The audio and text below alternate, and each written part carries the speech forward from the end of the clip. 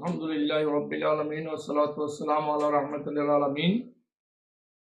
দূরে কাছে দেশ কিংবা বিদেশ থেকে যারা আমাকে দেখছেন, আসসালামু আলাইকুম ওয়া রাহমাতুল্লাহি ওয়া বারাকাতুহু। আপনাদেরকে জানাই প্রীতি শুভেচ্ছা।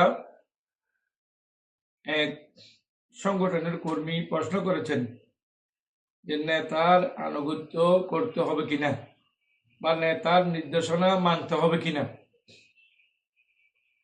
এর উত্তর হলো অবশ্যই যারা সংগঠনে অবস্থান করেন, যারা সংগঠনের নিম্ন স্তরের কর্মী, ঊর্ধ্বতন কর্তৃপক্ষের মজলিসে শুরা বা কেন্দ্রীয় পরিষদের বা ঊর্ধ্বতন নেতাদের নির্দেশনা অক্ষরে অক্ষরে বাস্তবায়ন করতে হবে, পালন করতে হবে।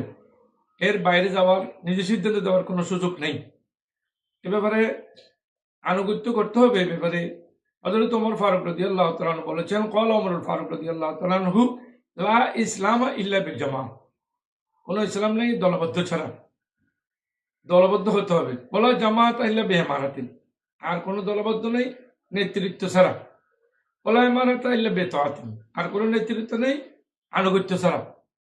তাহলে এখানে দলবদ্ধ হওয়া, নেতৃত্ব দেওয়া এবং নেতৃত্বকে আনুগত্য করা বা মেনে নেওয়া, এই সম্পর্কে আলোচনা করা হয়েছে।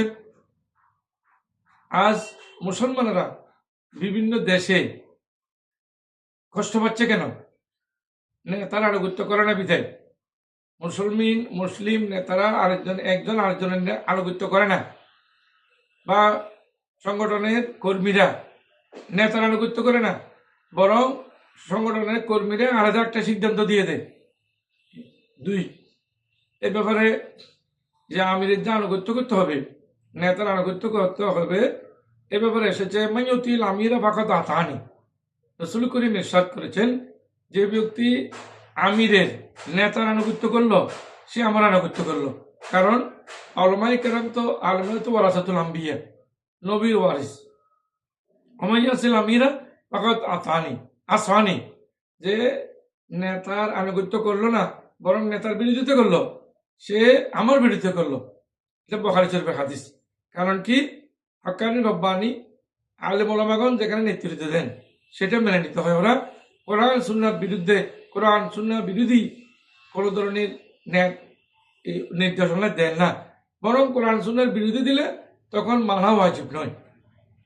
এ প্রসঙ্গে ইরশাদ হয়েছে, নেতার আনুগত্য করতে হবে ইসমাউ আতিউ, যে সংগঠনের কর্মীরা অবশ্য শুনো এবং আনুগত্য করো। ওয়াইনুস্তুমিল আলাইকুম আব্দুল হাবশিয়ুন, যদিও তোমাদের উপর একজন হাবশি গোলামকে নেতা বানিয়ে দেওয়া হয়, তাকেও মানতে হবে। কান্নাহু রাসাহু জবিবা, ওর চেহারা সুন্দর নেই, মাথা সুন্দর নেই, আঙ্গুর ফলের মতো দেখতে, একেও মেনে নিতে হবে। হাদিস শরীফ এটাও বুখারী শরীফের হাদিস। এরপর এসেছে রাসূল করিম সাল্লাল্লাহু আলাইহি ওয়াসাল্লাম ইরশাদ করেছেন, মান খারাজা মিনাত তাআ ওয়া ফারাকাল জামা, যে ব্যক্তি আনুগত্য ছেড়ে অন্যদিকে চলে গেল এবং বের হয়ে গেল আনুগত্য থেকে, নেতার কারণে দল থেকে বের হয়ে গেল, ওয়া ফারাকাল জামাতা, এবং জামাতকে ত্যাগ করলো, মানে তার দল ত্যাগ করলো, সুম্মা মাতা মাইতাতান জাহিলিয়া, সে যদি অবস্থায় মারা যায়, সে মুরুক্কের জাহিলি অবস্থায় যেভাবে মারা গেছে এভাবে হয়ে যাবে। অর্থাৎ সেই ব্যক্তি এভাবে মারা গেলে তার মৃত্যুটা সুন্দর হবে না, শুভনীয় হবে না। সুতরাং বুঝে শুনে কাজ করতে হবে। এরপর বলছে, মান রামিন আমিরি সাইয়ান ইয়ে করা হোক, যদি নেতার ঊর্ধ্বতন নেতারা কোনো ধরনের ভুলবশত কোনো খারাপ কাজ করে ফেলে, মানে কোনো খারাপ সিদ্ধান্ত উপনীত হয়ে যায়, এটা তার কাছে পছন্দনীয় নয়, তাহলে মেনে নিতে হবে। এক, অথবা পালিয়াসবির, অথবা সে সবর করতে হবে, ধৈর্য ধারণ করতে হবে। নিজেরা বসে, নিজের দল বসে, নিজের শাখা বসে আলাদা একটা সিদ্ধান্ত দেওয়ার কোনো সুযোগ নেই। আহাদুন ইফারিকুল জামা শিবরান ওয়ায়ামুতু ইল্লা মাইতাতান জাহিলিয়া, তো যারা নিজের দলের আনুগত্য বাদ দিয়ে অন্যত্রে চলে যায়, বের হয়ে যায়, বা নিজের আলাদা সিদ্ধান্ত দেয়, নিজের সিদ্ধান্ত যদি না মানে, এটা যদি কেউ গ্রহণ না করে, তাহলে সেই ব্যক্তিদের মৃত্যু জাহিলি মৃত্যুদের মূর্খদের মৃত্যুদের মতো বা মূর্খুল জামানার মৃত্যুর মতো হয়ে যাবে। সুতরাং বুঝে শুনে চিন্তা করে কাজ করতে হবে।